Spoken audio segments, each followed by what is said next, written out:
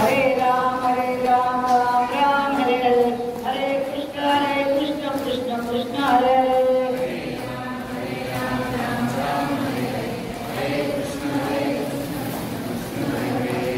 मंजुताई सोनार अमळने त्यांचे प्रवचन चालू होत आहे. सर्वांनी हात जोडून बसा.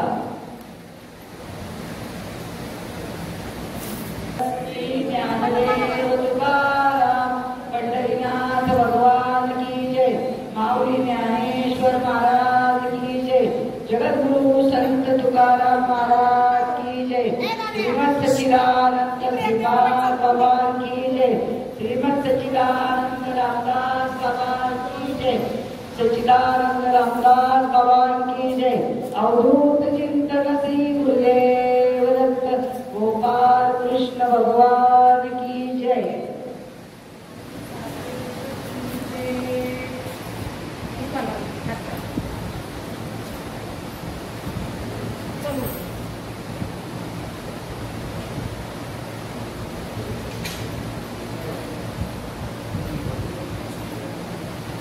उतरी डोंगराळ विठ्ठल श्री ज्ञानदेव तुकाराम पंढरीनाथ भगवान की जय. ज्ञानेश्वर महाराज की जय. जय हरी माय बापू. ओम वक्रतुंड महाकाय सूर्यकोटि समप्रभ निर्विघ्नं कुरु मे देव सर्वकार्येषु सर्वदा. श्रीपादनाथं गुरुराजवर्यं मोक्षनामान्यदानवाक्यदक्षं कोटिक्षेत्रनिवासिनं तं नमामि वेदविन्द्यां वरिष्ठं. तं नमामि वेदविन्द्यां वरिष्ठं. जय हरी. मायबाप मी काही कीर्तनकार नाही, मी काही प्रवचनकार नाही, पण आता आई साहेबांनी सांगितले आणि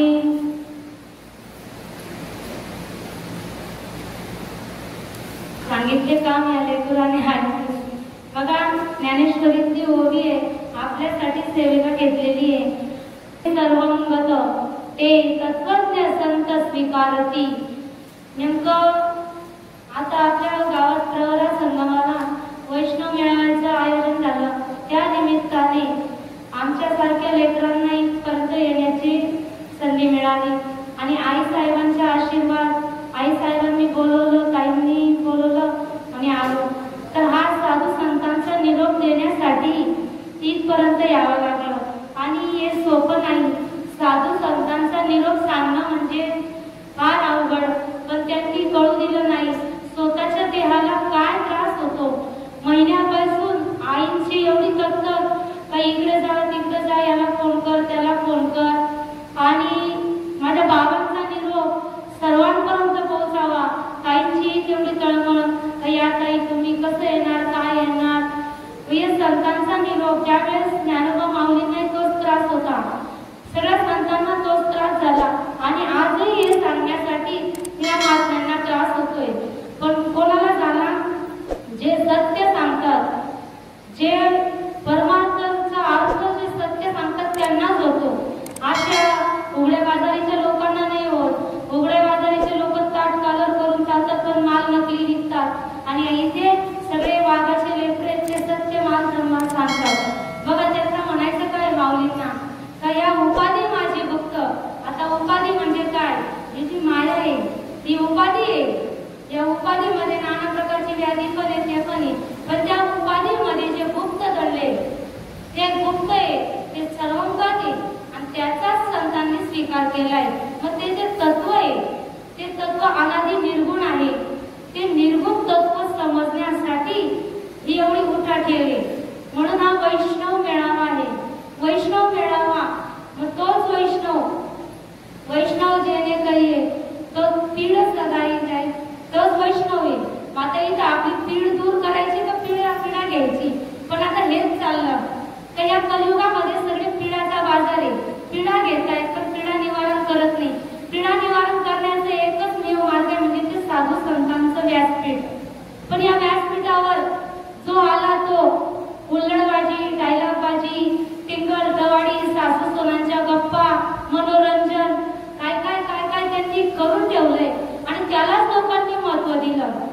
लोकांनी त्यांना सांगितलं नाही का या माऊलींच्या या ओवीवर विचार केला गेला नाही. चांगला जर विचार केला तर बाबा सांगतात ना श्रीपाद बाबा का चांगला विचार केला तर बारकाईने विचार केला तर आपल्याला सर्व सोपं. तुका म्हणे सोपी केली पाय वाट करावया पार भवसिंधू. मग हा भवसिंधू करायचा आहे. मग ते जे तत्व आहे मग ते कसं काय ओळखणार. मग ते तत्वासाठी ओळख करण्यासाठी आपल्याला संतांचं मार्गदर्शन घ्यावं लागेल का देवाचं. पण तुम्ही देवाला बघून काहीच उपयोग नाही. देव काय संतांच्या अवतार येते का. संत तोची देव देव तोची संत. कारण संत हा विठोबाचा अवतार आहे. माझ्या विठोबाचा कैसा प्रेम भाव आपणाची देव होय गुरु. कारण निर्गुण तत्वासाठी सगुणाला अवतार घ्यावा लागतो आणि ते अवतार कार्य सगुणाशी बसता निर्गुणाशी पावे. मग सगुण कराय मग आपले सच्चिदानंद सद्गुरु श्रीपाद बाबा प्रति अवतार ज्ञानोबा रायांचा. आता ज्ञानोबाला जाऊन किती वर्ष झाले. त्या काळानंतर तुकोबाराय आले, नामदेवराय आले, मग श्रीपाद बाबा आले आणि आता आहे ते श्रीपाद बाबा येणे नाही. श्रीपाद बाबा यायला सुद्धा अजून काळ. पण श्रीपाद बाबांचं तत्व तुम्ही रीतीनुसार घेतलं तर श्रीपाद बाबा लगेच आहे, रामदास बाबा लगेच आहे. मग ते जे अनादी काळाचं जे निर्गुण परम तत्व आहे त्या तत्वाचा अंगीकार करण्यासाठी साधू संतांनी सांगितलं का बघा देव तुझ्या जवळ आहे. सगळेच म्हणतात देव देव देव देव देव. पण देव पाहिला का कोणी. देव बघण्याच्या भानगडीत पडू नये. देव बघण्याच्या भानगडीत जर तुम्ही राहाल ना तर तुमची प्रगतीच होणार नाही. देव दिसत नसतो, देव अनुभवाने असतो. जशी ऊसामध्ये साखर आहे. आता ऊस कुठून सापडेल का तुम्हाला त्याची साखर नाही. त्याची प्रक्रिया आहे. आता दूध आहे, दुधात तर तूप आहे ना, त्याची पण प्रक्रिया करावी लागेल ना. मग म्हणतो नवनीता तैसे गे अनंता वाया व्यर्थ कथा सांडी मार्ग. मग या वाया व्यर्थ कथा सांडी मार्ग झाला. पण आपण यांना नुसतं केवळ टाइमपास करतो. इकडं दाखव तिकडं दाखव तिकडं दाखव तिकडं दाखव.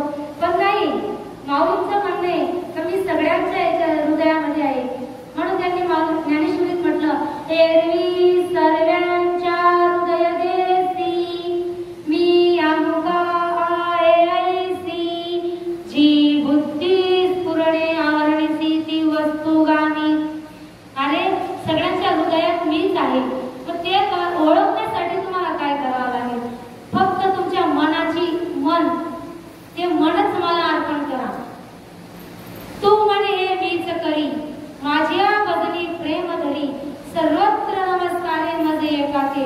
बघा आपल्या इथे फक्त देव, नाम, संत आणि भक्त हाच विषय तुम्हाला मिळेल. बाकीचा दुसरा विषयच मिळणार नाही. लोक म्हणतात काय हे सगळं ऐकून ऐकून आम्ही आले. हा परमार्थ सत्य आहे. इथं सत्याचा डोस दिला जाईल. आता जर तुम्हाला ताप नसेल आणि जर तुम्हाला तापाचं औषध दिलं तरी ते हानिकारक आहे. आणि ज्याला ताप असेल त्याला तापाचं औषध जर दिलं जाईल त्याच्यासाठी ते हितकारक आहे. म्हणून आपल्याला आहे ना हा जो चष्मा लागलाय बाहेरचा नजारा, इकडे जाऊ त्या बुवाच्या शरणमध्ये जाऊ, याच्या कथा ऐकू, त्याच्या पंडालमध्ये जाऊ, काही गरज नाहीये. मुखी नाम आती मोक्ष आहे साक्ष बहुतांची ती साक्ष साधू संतांनी सांगितली. आणि आज 37-38 वर्षापासून आज जो त्रास स्वतःला करून घेतला आमच्या आई या खानदेशमध्ये एक वाघिणच आहे. आणि ते सत्य सांगण्यासाठी या पुतळ्यावर भरपूर विरोध केला त्यांना. पण तरी अशी एक स्त्री हातात बांगड्या असल्यावरही बरकळपणे हा परमार्थ समजावून दिला. तरी हटल्याने भल्याची जिरवली या कोणी सांगून द्यायचं. पण नाही, कारण यांना सत्य चालत नाही. सत्य चालत नाही. बाजीनं शिकर गाठलं, खरं संतांना मागे गाठलं. का म्हणून मागे टाकलं यांनी? कारण माहिती आहे ना त्यांची समोर उभं राहण्याची लायकी नाही. कोणाची लायकी नाही.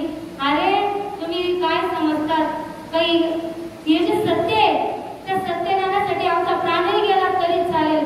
पण आम्ही जे खाल्लं तेच आम्ही ओळखणार. आम्ही जे खाल्लं त्याचाच आम्ही ढेकर देणार, बाकीचा देणारच नाही. आम्हाला जे सांगितलं गेलं ते कारण श्रीपाद बाबांना आणि श्रीपाद बाबांना पाहिलं नाही, हा रामदास बाबांना पाहिलं नाही. मला या परमार्थ कळाला नसता. जर माझं लग्न डांगर गावात झालं नसतं, मला माझ्या प्रभूंकडनं मिळालं. म्हणजे प्रभूंनी मार्गदर्शन केलं, सासूबाईंनी सांगितलं. 2005 साली मला हा मुलगा दिला. तरी असंच चालतं यांचं, घरात गर्दी करतात आणि एकमेकांना उड्या मारतात की काय चालू आहे. पण येथे सांगायचे आता तू थोडं समजून घे, तू थोडं समजून घे. 2012 साली तो पर्व काळ उगवला आणि त्या दिवशी मला प्रबोध देण्यात आलं आणि त्या प्रबोधाची क्रिया झाल्यानंतर काय त्या जीवनाचा अनुभव सांगू मी तर सांगताच येणार नाही. तर त्यावेळेस समजलं तर ज्ञानेश्वरी 4व्या अध्यायामध्ये वर्णन केलं होतं तर ईश्वाकू सूर्य मनु यांना जो बोध दिला गेलाय तो बोध हा आपल्याला त्यानंतर लय पावल्या गेला. मग नंतर अर्जुनाला सांगितलं, उद्धवाला सांगितलं. अर्जुनाने प्रश्न विचारला श्रीकृष्ण भगवंतांना तर तुम्ही सूर्याला सांगितलं तेव्हा तुम्ही कसे होते. अरे म्हणे काही तत्वाने एकच होतो पण मला रूपाने वेगळा आकार घ्यावा लागला. तसं आज आपण सगळे तत्वाने एकच आहोत पण आकाराला आले. श्रीपाद बाबा संत सच्चिदानंद महावैष्णव म्हणजे ज्ञानेश्वरांचा अवतार आणि त्यांनी तेच या जगाला सत्य सांगण्याचा प्रयत्न केला आणि ते सत्य या जगाला पटत नव्हतं. या असं कुठे आहे का, तसं कुठे आहे का. पण बाबांनी सांगितलं का या ज्या शरीरामध्ये जे ब्रह्म आहे, जे स्वरूप आहे त्या स्वरूपापर्यंत आपल्याला जायचंय. मग तुम्ही कसं ओळखणार. म्हणून माऊली सांगतात मी असे ऐसा कोण ठाव नसे प्राण्यांचे दैव कैसे ते न देखती माते. अरे अर्जुना ते मला ओळखू शकत नाही रे. कारण काय मग ते सांगतात वैराग्याची शिवण देखती विवेकाची भाषण नेती ते मूर्ख केली पावती मजे ईश्वराचे. अरे त्यांना वैराग्याची शिव माहित नाही, त्यांना विवेकाचे भाष्य माहित नाही. ते कसे मला ओळखू शकतील. कारण त्याला त्याग लागतो आणि आपण नेमका त्याग करतो कशाचा. त्यांनी त्याग कशाचा करायचा सांगितला. संसाराचा असावे असून नसावे. जसं कमळाचं फूल असतं ना, कमळाचं फूल चिखलात असतं पण चिखल त्याला लटकत नसतो. तसं तर त्यांना कुठेतरी त्याग तुम्ही संसार करा ना, प्रपंच करा. रामदास स्वामी सांगून गेले आधी संसार करावा नेटका मग परमार्थी लागावे विवेका. त्यांनी संसार सोडायचं नाही सांगितलं पण त्याच्यात राहून तुम्ही परमार्थ करा. पण आपलं उलट चाललं. आपण परमार्थात प्रपंच आणतो पण प्रपंचात परमार्थ आणत नाही म्हणून तिथं आपली फसगत आहे. पण ज्या मार्गाने ज्ञानदेवजीने नामे वीण व्यर्थ रामकृष्ण पंथ क्रमेला, रामकृष्ण ज्या वाटेने गेले, ज्या पंथाने गेले त्या पंथाने आपल्याला जायचे. आता दादांनी सांगितलं ना कीर्तनामध्ये ज्ञानदेव गुणगम्य ज्ञानदेवाला लागले निवृत्तीने दिलेले माझ्या हाती. मग ते त्यांच्या हाती दिलं. मग आपल्या हाती दिलं नाही का. आपल्या हाती दिले श्रीपाद बाबांनी तरी आपण त्याचा विचार करत नाही. ज्यांनी केला ते वैष्णव. आता आपण वैष्णवाची आपण धर्माची दुरा सांभाळायला पाहिजे. मग ते त्यासाठी आईची तीच एक कटाट होते का आता या कलियुगामध्ये असं चालणार आहे. कारण आता लोकांना गुरु बनायची हवा आली. ते गुरु गुरु गुरु गुरु असे चालले त्यांचे. बस एकाने पुढे चालायचं मागेने चमच्यांनी चालायचं. बस असं जमाना आहे का. नाही. अरे गुरु तोच असतो का जो दुसऱ्याचं हित साधकाचं हित सोचतो ना. आपण सारखे करीती तात्काळ नाही काळ वेळ तया लागी. पण आता तो गुरु म्हणतो मलाच बाबा म्हणा माझ्या मागे फिरा. त्यामुळे आपल्या इथं फसगत आहे. कारण आता मी बघते बाहेरचं वातावरण पश्चाताप होतो. परमार्थ हा घडण्याचा आहे, हसण्याचा नाहीये. हा उद्धाराचा मार्ग आहे. कारण कलियुगी उद्धार केवळ हरीच्या नामे. त्याच्यामध्ये एकच अशी कटाट माझ्या अनुभवाला आलेली.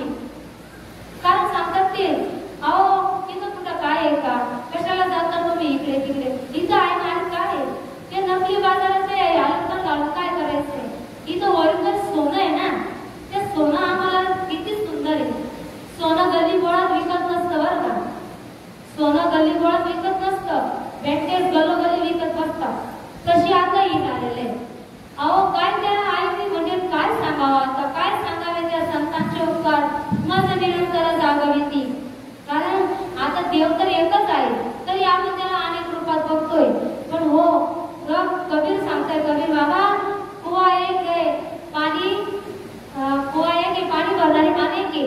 पाणी एक आहे लेकिन बर्तन अनेक आहे. पण त्या परिचयासाठी एवढा साधू संतांचा पूर्ण बघा ज्ञानोबा तुकोबा ज्ञानोबारायांच्या आई वडिलांना देहांचं प्रायश्चित्त करावं लागलं. कशासाठी तर तत्वासाठी. चांगला विचार केला तर. मग तसं ज्याने ज्याने कष्ट झिजवले, ज्याने ज्याने देह झिजवला तोच संत झाला, बाकीचे नाही. म्हणून साधू संतांना ओळखायचे. याच जशी ओळखी करा आत्मानाम, संसार संभ्रम भोगू नका. कुंडली कमलधारी विठ्ठल श्री ज्ञानदेव तुकाराम पंढरीनाथ भगवान की जय. माऊली ज्ञानेश्वर महाराज की जय. श्रीमद सच्चिदानंद श्रीपाद बाबा की जय. धन्यवाद ताई, खूप सुंदर अशा आपण खऱ्या आवाजातून तुम्ही तुमची प्रवचन सेवा पार पडले त्याबद्दल धन्यवाद. आता ही खूप लांबून आले आहेत बरं का, अमळनेर जिल्हा तिकडून लांबून आलेले आहेत, त्यामुळे धन्यवाद. वेळ काढून तुम्ही आम्हाला तुमचा वेळ दिला त्याबद्दल खूप खूप धन्यवाद. यानंतर हरिभक्त पारायण नवले दादा मुंबई